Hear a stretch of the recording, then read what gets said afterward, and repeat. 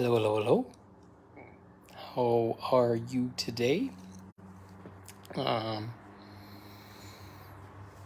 Doing a live in the Awakening Through Sexuality group today to start to kick off what I would call awareness about our sexual energy and how it's going to help us in these times of awakening right now, because it's so important to have a reset to our body and to our system and our sexual energy, our orgasm, our pleasure is really important right now because there's so much dense, heavy energy going on right now. We have to kind of break it up. And an orgasm, in my perspective, is kind of like running a pipe cleaner up and down your central channel, which is the central channel of all your chakras. It's the kind of axle that all of our chakras go on. And what we're trying to do is stay above all the negative energy that's going on. We're also trying to clear our traumas, all the things that are blocking us, the past beliefs, the shame and the guilt, the things that have clogged up our ability to be sexual beings. And the easiest, most simple way to break through a lot of stuff that's kind of concreted, I'd call it like the bridge pilings of our trauma, of our armor, are rooted in things that are negative. And all those bridge pilings or concrete foundations for that stuff is in our lower chakras, in our sacral, in our solar plexus, in our root. And it's actually, you can find the traumas which turn into like bubbles in our body. They're bubbles of unexpressed emotion. Let's say you get attacked or somebody assaults you or something. You have a whole bunch of energy that shows up, a whole bunch of emotions, a whole bunch of fear, a whole bunch of doubt that needs to be expressed, but you can't express it in that moment. It's not societally acceptable, or you're in the middle of trying to defend yourself or be safe, and you never get that opportunity. So it builds up, and then you sit afterwards and you sit in that kind of mire and frustration, and then you start making rules to make sure that that never happens again. I won't go in a dark alley, or I won't be around a man or a woman that's like that again, or whatever. And it ends up, we build all these little rules to protect ourselves, and then all that trauma is pushed down into the lowest parts of our body. And it can be actually felt and experienced in lower parts of the body. For example, a pubic mound that people have, that's actually trauma creates fat and creates a protection mechanism, and we actually hide our genitals through fat and other things being collected down there. We then it self-expresses. If we're not feeling comfortable with our sexuality, we will not be comfortable with our body, and then we won't be comfortable with nudity, etc. So we end up building this armor, this protection, and what we're trying to do now is, in this time, start to get back to being okay with our body. And I'm talking about doing this personally for yourself, one-on-one with yourself only, to start understanding what feels good in your body, like going and just touching gently your body. Can you feel that electric energy? Can you feel that tickle? And you're going to find out that some parts of your body that you think are really sensitive, once you go and play with this, you're going to find out that they got like numb spots.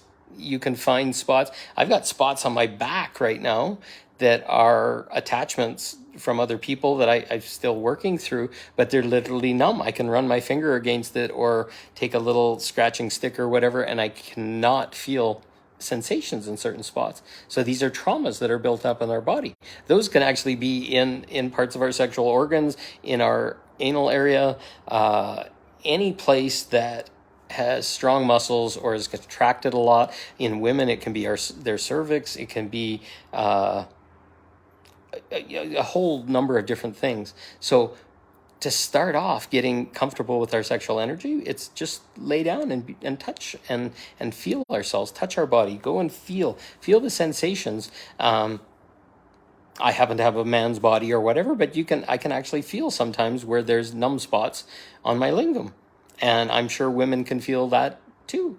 Not having a woman's body, I can't demonstrate it, but I can tell you I've felt in working with women nodules in the sensitive parts of their body, and we can touch those nodules and it will take them right back to a traumatic situation. And how do we express that energy? How do we move through that energy? How do we heal that energy without expressing it, without touching it, without going back to that incident and then breathing and carrying through it? And these are hugely important self-awareness things that are really important to start looking at. We can also start to move that energy by giving ourselves pleasure and using orgasmic to move these things. So when we build up, we can start to do edge play, different things where you build the quality of the orgasmic pleasure that's building in your body through your own touch, and then get to a point where you get up to the edge and then you stop and then you breathe that energy up your chakras.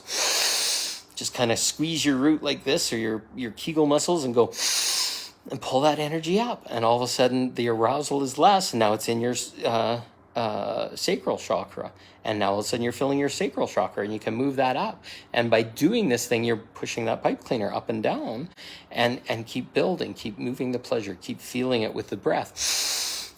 This feels good. Oh, this feels better. This feels better, until the point that your orgasmic pleasure starts. Now, when the orgasmic pleasure starts, you have what they call the petite mort. In French, it's kind of a small death. We literally die into our body. We lose control. We relax. We arch our backs. Energy shoots through our body, and we get a clearing in our body. That energy starts to move, and it's our creation energy. It's an experience of higher awareness of ourselves. At the same time, there's beautiful things happening in our body. Our brain is giving out all these beautiful oxytocins and serotonins and feel-good hormones. DMT, which is the spirit molecule, which is part of ayahuasca. It gives us spiritual get out of body. We have really intense visions. This can all happen by increasing our pleasure and moving that in our body. Once our body gets comfortable with those levels of pleasure, then we can start to expand pleasure. We can start to go and find a partner to share that pleasure with. And then the human body of a man and a woman interacting, there's a whole bunch of beautiful alchemical stuff that happens. There's changes that shift. You can alchemize your partner. You can key them in. Some of the shamanism that I'm been taught is that women can get to about 6 or 7 in their chakras. Men can maybe get to about 5 by themselves.